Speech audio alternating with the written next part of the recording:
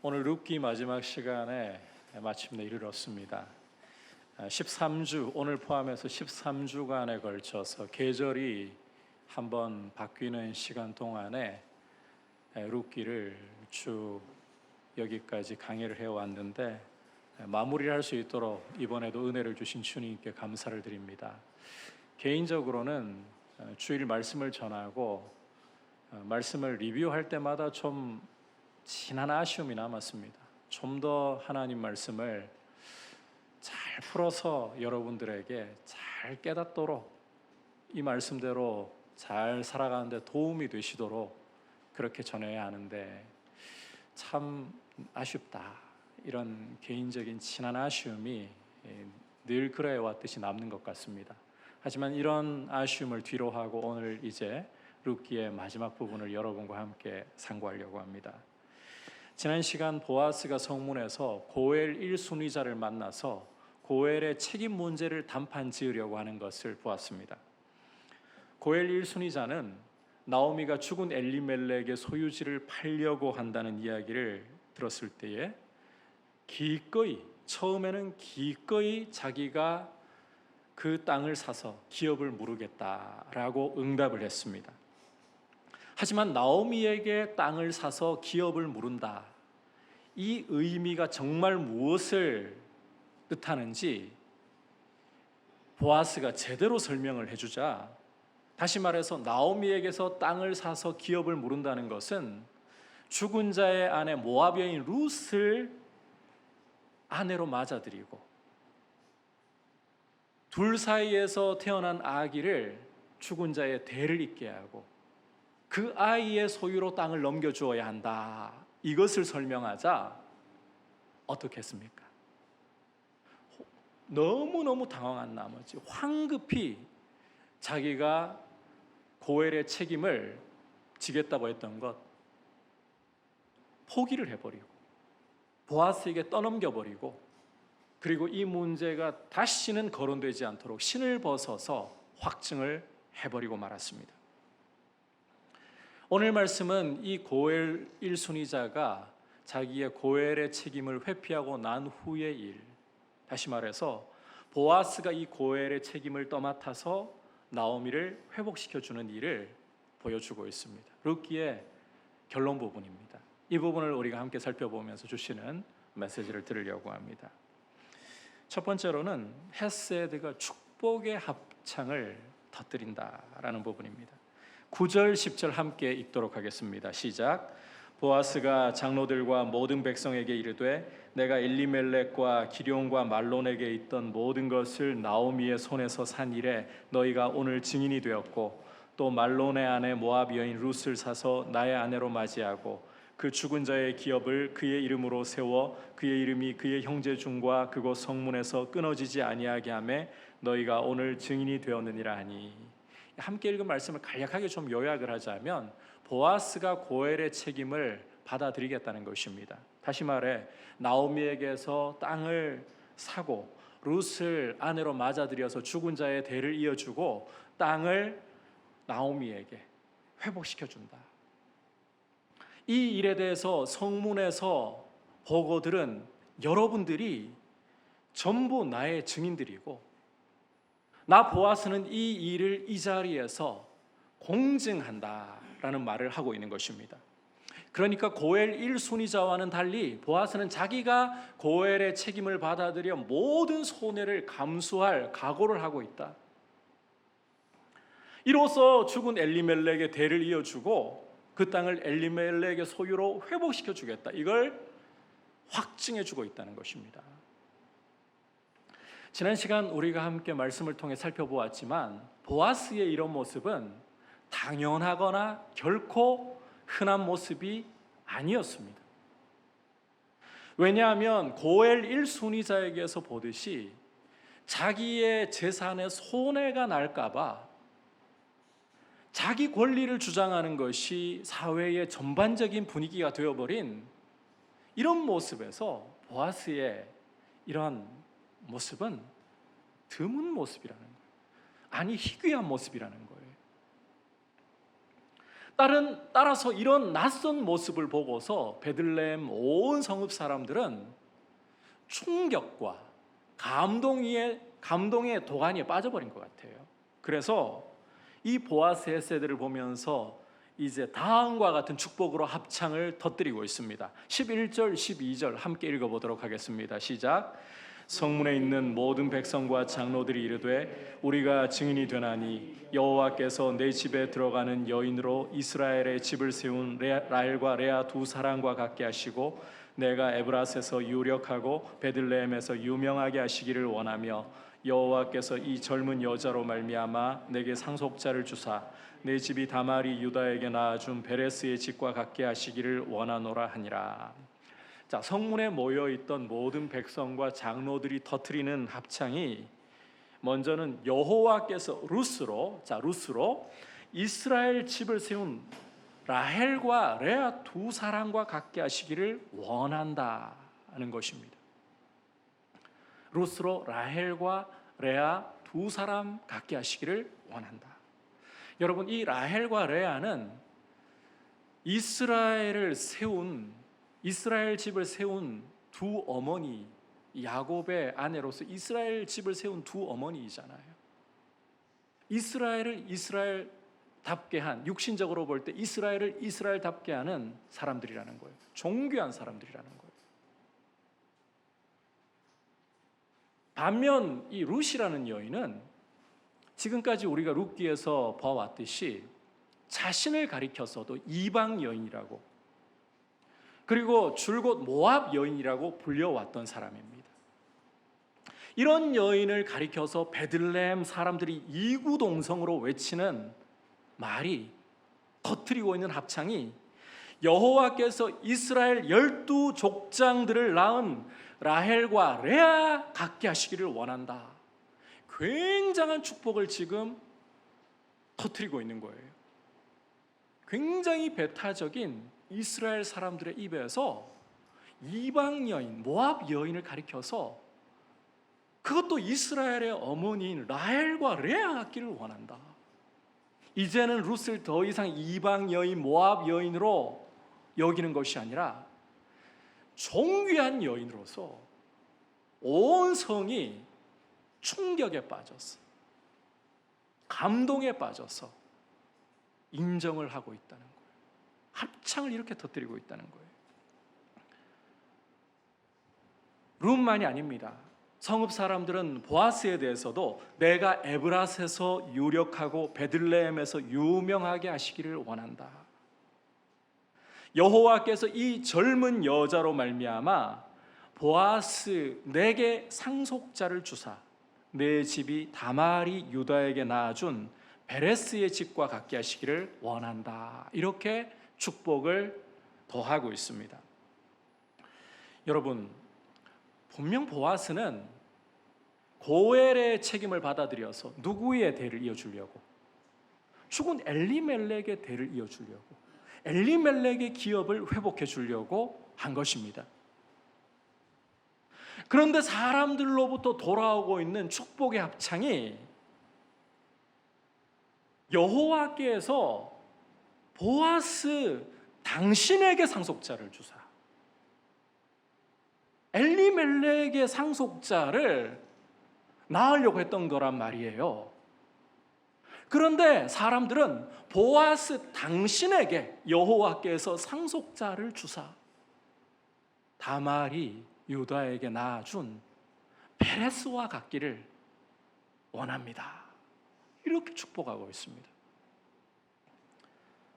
여러분, 창세기 38장을 읽어보시면 유다 지파의 대가 끊어져 버릴 위기를 자기를 던져서 해결한 여인이 바로 다말입니다. 다말은 원래 유다의 장자 엘의 아내였습니다. 그런데 이 엘이라는 유다의 장자가 악해서 여호와께서 그를 죽이셨어요. 자, 그렇다면 이제 이 상황 속에서 어떤 일이 일어나야 합니까? 동생인 오난이 형수를 취해서 자식을 낳아 엘의 대가 끊어지지 않게 해주어야 되겠죠. 그런데 오난은 형수를 취해서 아이를 낳아봤자 자기 아이가 아니에요. 이게 싫은 거예요. 그래서 다말과 관계할 때마다 미성년자 없죠. 관계할 때마다 땅에다가 설정을 했다. 아이를 안 낳으려고. 그러면 형한테 돌아가게 될 이 장자의 몫이 자기가 장자가 되는 거잖아요. 두 몫을 받을 욕심을 부리는 거죠. 여호와께서 이 오난의 동기도 악하게 보시고요, 감히 하나님이 주신 복을 자기 욕심 채우려고 끊으려고 하다니 오난도 죽이셨어요. 자, 분명히 엘과 오난이 악해서 하나님이 이 두 사람을 죽이신 것이었습니다. 그런데 유다는 며느리가 하나 잘못 들어오더니 내 두 아들 다 죽는다, 내 두 아들 다 잡아먹는다, 이렇게 생각한 것 같아요. 그래서 다말에게 수절하고 막내 셀라가 장성하기를 기다리라. 근데 셀라가 장성해도 다말을 그의 아내로 안 줍니다. 눈치가 뻔하잖아요. 시아버지를 보니까 장성해가지고 이제는 자기를 아내로 맞아들여도 되는데 안 주는 걸 보니까 눈치가 뻔하잖아요. 자기 탓을 하고 있구나. 그러면 자, 다말로서 어떻게 해야 됩니까? 유다 집안의 대를 이어야 돼요. 하나님이 주신 자손의 대를 이어가야 되는 거예요. 이 복을 이어가야 되는 거예요. 그런데 셀라에게 자기를 아내로 안 주면 어떻게 유다 집안을 이어갑니까? 남은 방법은 하나밖에 없습니다. 바로 유다의 씨를 받는 거예요. 그래서 장녀로 위장을 하고 시아버지를 유혹해서 관계를 가지는 거죠. 이걸 가지고 여러분 근친상간이네, 뭐 도덕적으로 문제가 있네, 이렇게 보시면 정말 우리 문화라는 좁은 틀로 성경을 이해하고 크게 잘못 볼 수가 있습니다. 다말은 남아있는 건 지금 유다밖에 없어요. 그러니까 시아버지를 장녀로 위장해서 유혹해서 이 자손의 복을 이어가기 위해서 자기를 던진 거예요. 따라서 여러분이 창세기 38장을 읽어보시면 나중에 유다가 네가 나보다 의롭다 인정하는 것을 보실 수가 있어요. 유다만 다말을 의롭다고 인정한 게 아니에요. 이 시아버지와의 한 번의 관계였잖아요. 그런데 하나님께서 다말에게 쌍둥이를 임신하게 하셨어요. 그 말인즉슨 죽은 엘과 오난의 대를 다 잇게 하셨다는 거예요. 이 말이 뭘 보여주느냐? 하나님도 다말의 행동을 의롭게 여기셨다는 거예요. 이런 여인이 바로 다말이라는 겁니다. 이 다말이 낳은 베레스 장자잖아요. 정말 존귀한 상속자이겠죠. 한 지파의 대가 끊어져 버릴 위기에서 유다를 통해 다말이 자신을 던져서 낳은 그런 아들, 얼마나 존귀합니까? 이런 베레스와 같은 상속자를 이제 본문으로 다시 돌아와서 보아스 당신에게 하나님이 룻을 통해 주시기를 원합니다. 성읍 사람들이 이렇게 지금 축복을 하고 있는 거예요. 사실 룻을 통해서 보아스가 아들을 낳는다 한들 법적으로 육신적으로 보면 엘리멜렉의 상속자가 되어야 하는 건 맞습니다. 그런데 성읍 사람들은 룻과의 사이에서 태어나는 아이가 보아스 당신의 상속자가 되기를 원한다. 더 놀라운 사실은 여러분께서 18절 이하에 기록되어 있는 족보를 보시면 이 베들레헴 사람들의 축복대로 오벳이 누구의 자손으로 기록이 되고 있습니까? 누구의 상속자로 기록되고 있습니까? 보아스의 상속자로 기록이 되고 있다는 점이에요. 물론 거듭 말씀드리지만 이 아들은 엘리멜렉의 대를 잇는 거 맞습니다. 그게 맞아요. 하지만 하나님은 베들레헴 사람들의 입을 통해 그리고 족보를 통해서 그 아들을 보아스의 아들로 여겨주셨다는 거예요. 다시 말해서 보아스는 손해를 보고 고엘의 책임을 받아들였는데 하나님은 결코 손해보지 않도록 복을 주셨다는 거예요. 따라서 이 베들레헴 사람들의 합창은 룻과 보아스 두 사람의 헤세드에 대해서 하나님이 복을 주시고 하나님이 칭찬을 주시는 증거이다. 여러분, 이렇게 이 말씀을 이해하셔야 돼요. 손해보지 않는 것이 상식이 되어버린 사회, 손해보지 않으려고 자기 권리를 주장하는 것이 당연한 일상이 되어버린 이런 이스라엘의 분위기에서 룻의 헤세드, 보아스의 헤세드는 하나님의 마음을 감동시키고 있는 거예요. 하나님의 축복을 끌어오고 있는 거예요. 이것을 베들레헴 사람의 입을 통해 이구동성으로 합창하는 것을 통해 드러내고 계시는 거예요.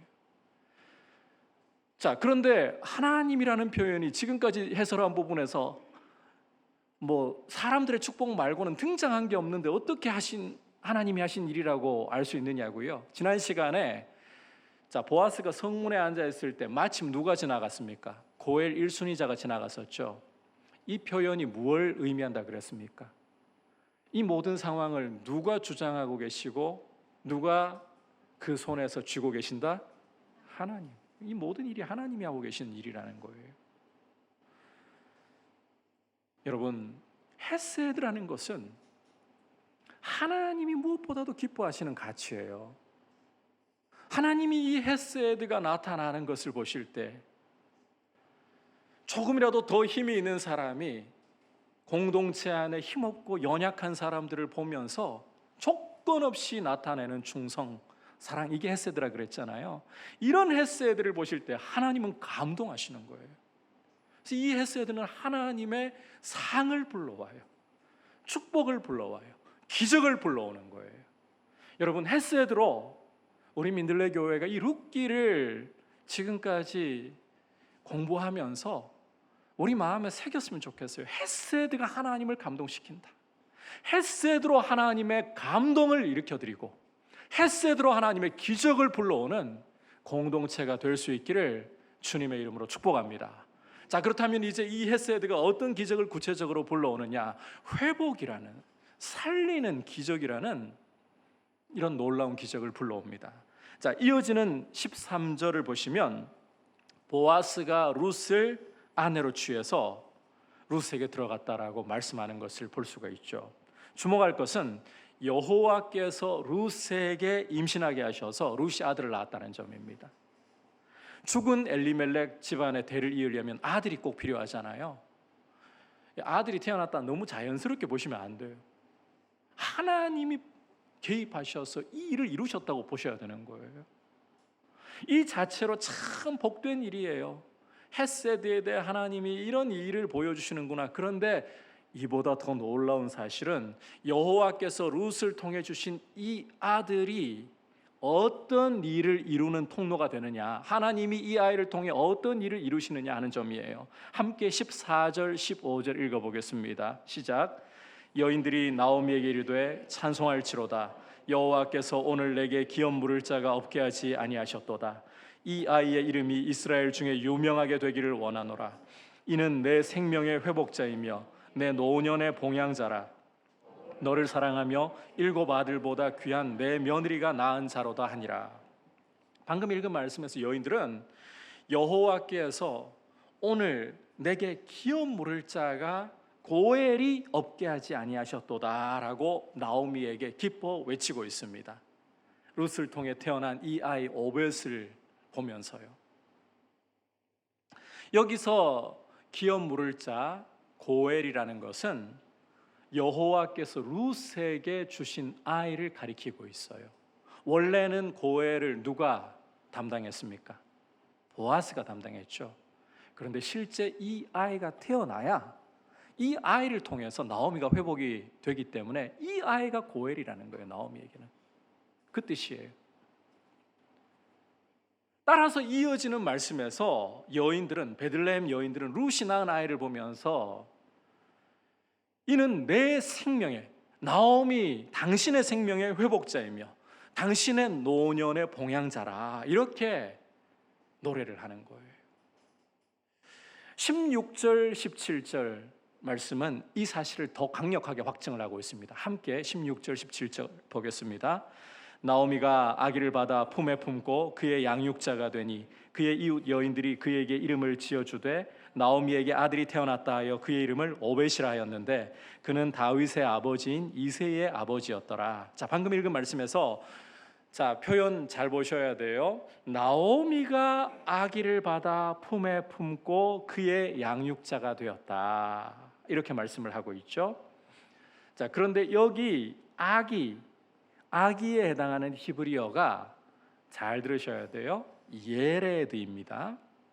마지막 히브리어 예레드.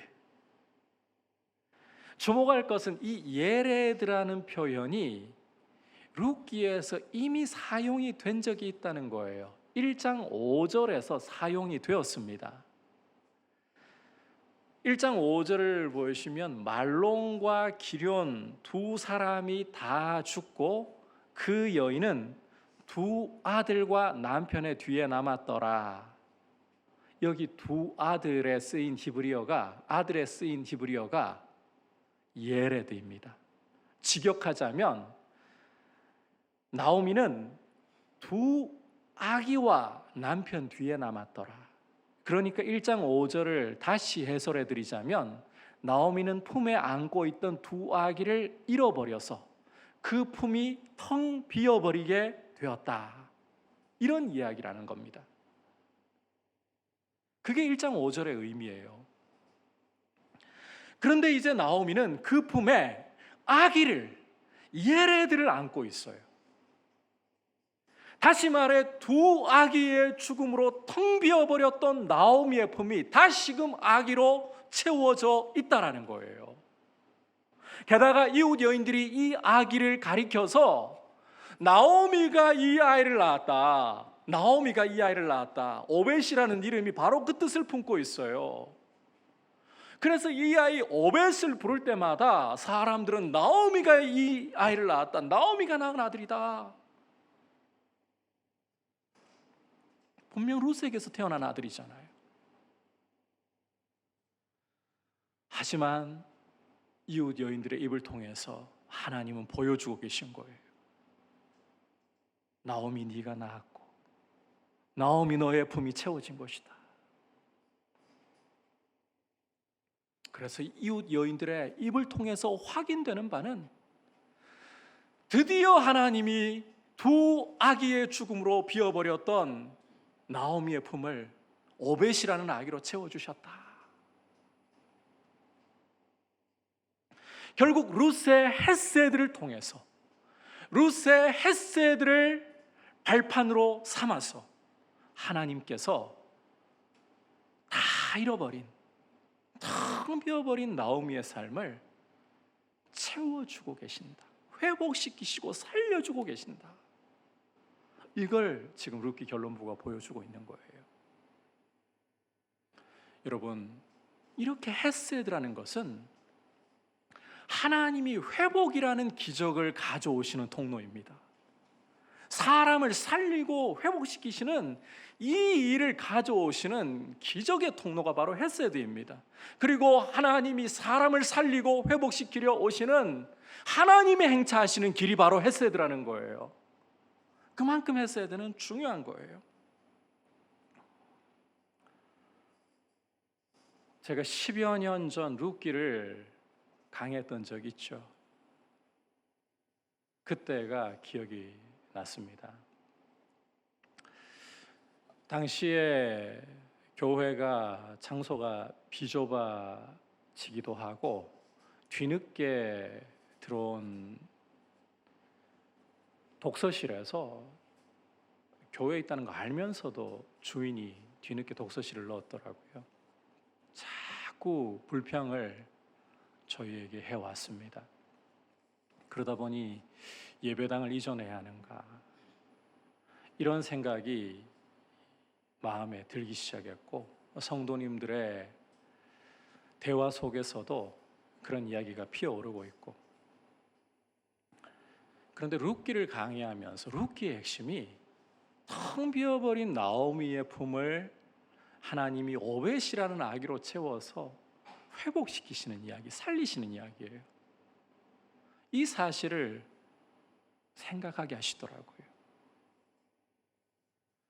교회의 핵심이 사람을 살리는 데 있다. 사람을 회복시키는 데 있다. 그래서 당시에는 수요 예배 때 룻기를 강의했었는데 말씀 중에 그런 선포를 했어요. 교회의 본질적인 사명은 사람을 살리고 회복시키는 데 있습니다. 교회는 사람입니다. 우리 건물 신경 쓰지 말고, 장소 신경 쓰지 말고 이거 내려놓기로 하시죠. 이런 선언에 대해서, 이런 교회의 동의에 대해서 주님이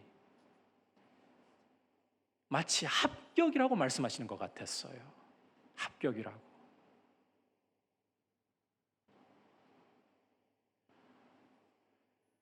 그 모든 상황들이 교회의 본질이 뭐냐? 주님이 물으시는 시험 같았어요. 거기에 합격이라고 주님이 말씀해 주시는 것 같았어요.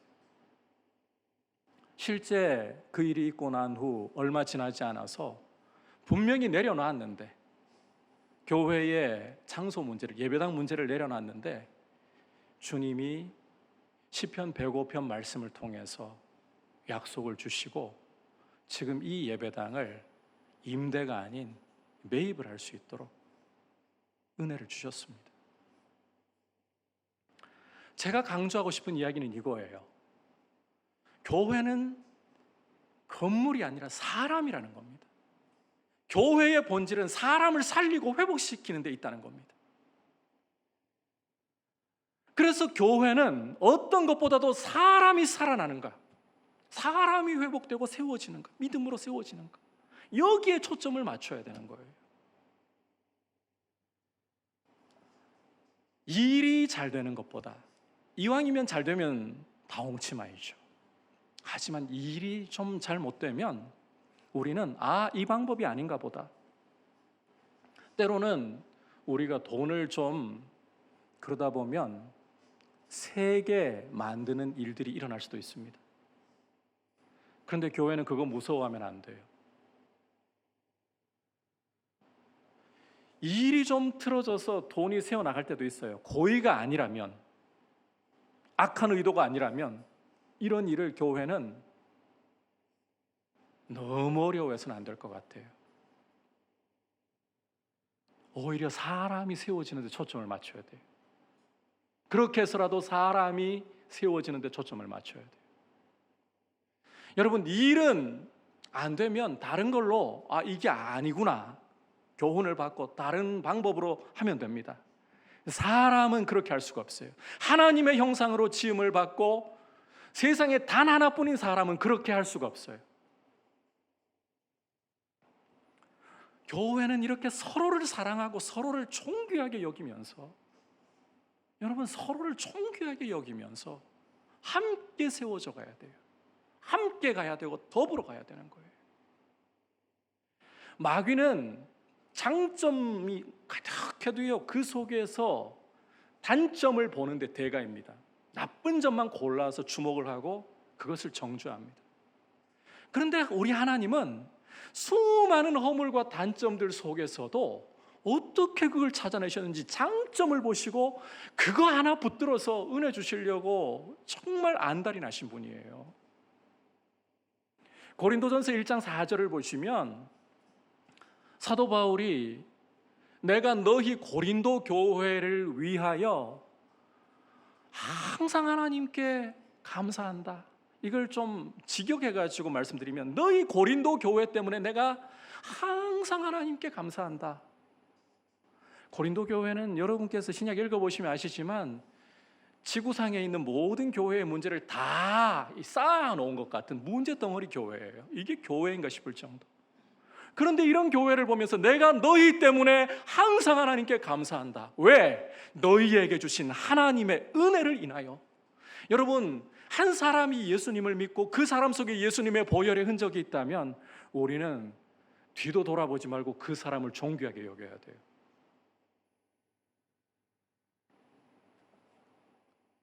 그게 하나님 시선인 거예요.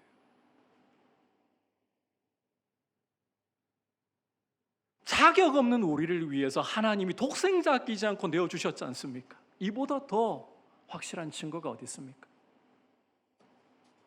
따라서 교회는 기억하십시오. 헤세드로, 이 헤세드가 기적을 불러온다 했잖아요. 사람을 살리고 회복시키는 헤세드, 기적을 불러온다.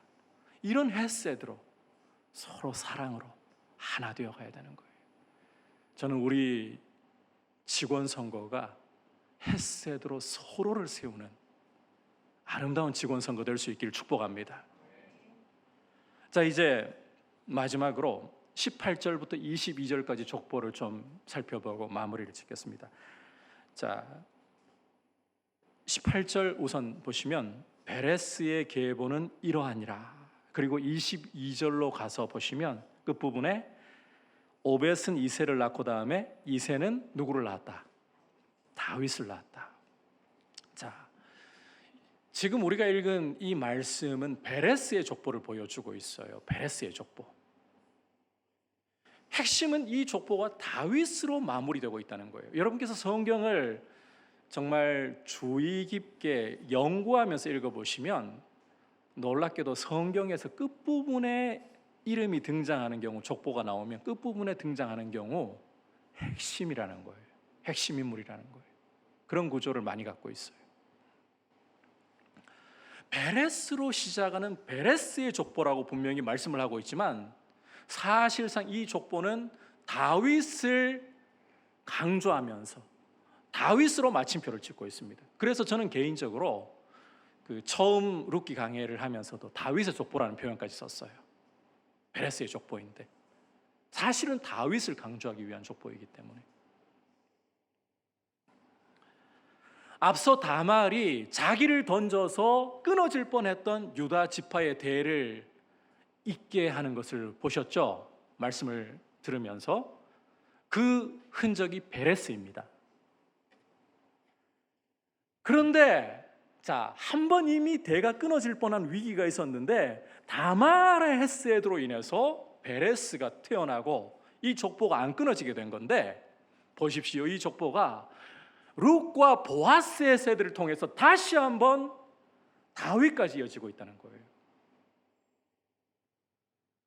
주목할 것은 이 다윗이라는 사람은 이스라엘 역사상 누구보다도 뛰어나게 하나님의 왕 되심을, 하나님의 주권을 높여드리고 하나님의 통치를 이스라엘 안에 가져오는 뛰어난 역할을 했다는 것입니다. 룻기는 바로 이 다윗을 예고하면서, 아직 룻기 때에는 다윗이 안 태어났잖아요. 그런데 이 다윗을 예고하면서 다윗을 기대케 하면서 마침표를 찍고 있어요. 다시 말해서 이것을 통해 하나님이 보여주시는 것은 룻기는 단지 나오미 한 개인의 회복만을 이야기하려고 하는 것이 아니라 이 한 개인의 삶을 하나님이 이렇게 회복시키시는 것처럼 장차 다윗을 주셔서 이스라엘이라는 한 민족을 사사시대에 하나님께 죄를 범하고 샬롬을 잃어버렸던 이 이스라엘 하나님의 백성을 하나님의 헤세드로 불쌍히 여기셔서 다윗을 통해서 하나님의 통치를 회복시키시고 하나님의 샬롬을 회복시키실 것을 예고하고 있다는 거예요. 그리고 실제로 룻기의 마침표를 찍는 이 다윗을 통해 하나님이 그 일을 이루셨습니다. 이렇게 하나님은 헤세드라는 길을 통해서 한 개인만을 회복시키러 오시는 것이 아니라, 여러분, 나 한 사람만이 아니라 하나님은 심지어 한 민족을 회복시키러 오시는 분이라는 거예요. 룻기가 이런 책이에요. 더 나아가 여러분, 이 다윗의 자손으로 누가 오셨습니까? 예수 그리스도께서 오셨어요. 이 다윗의 이름이 이제 신약을 가지고 있는 우리에게는 예수 그리스도, 이 이름까지 이어주고 있는 거예요. 온 세상의 구주이시며 주이신 분이 이 다윗의 자손으로 오셔서 우리의 죄를 짊어지시고 십자가에 자기를 하나님의 저주와 진노를 대신 받으시면서 던지셔서 하나님이 아들을 내어주시는 이 헤세드를 보여주셔서 한 개인과 민족 정도가 아니라 열방을 그 품으로 돌아오게 하시는 이 역사를 보여주고 있는 거예요. 예고하고 있는 거예요. 우리 인생은 죄로 인해서 하나님이 아름답게 선하게 창조하신 세상을 망가뜨리고 저주 아래서 하나님의 진노 아래 매여서 길을 잃고 반역하는 모습으로 달려가고 있었습니다. 하지만 하나님은 아들을 내어주시는, 독생자를 십자가에 내어주시는 헤세드로 민족과 열방을 그 품에 안으시는 이 회복의 역사를 보여주시는 거예요.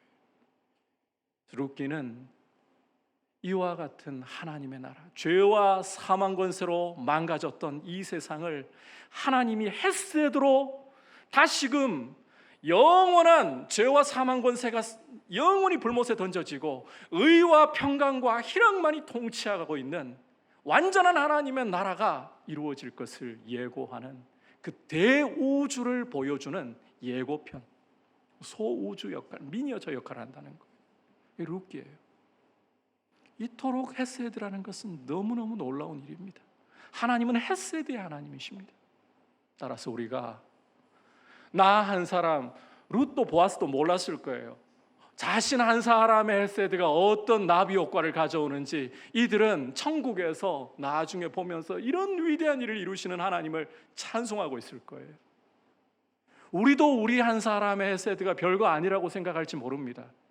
그러나 우리의 작은 헤세드가 하나님의 손에 잡힐 때 하나님께서 나비 효과로서 이 헤세드를 통해 어떠한 일을 이루실 것인가, 헤세드의 정신으로 살고 싶습니다. 주님, 그렇게 우리 자신을 드릴 수 있기를 주님의 이름으로 축복합니다.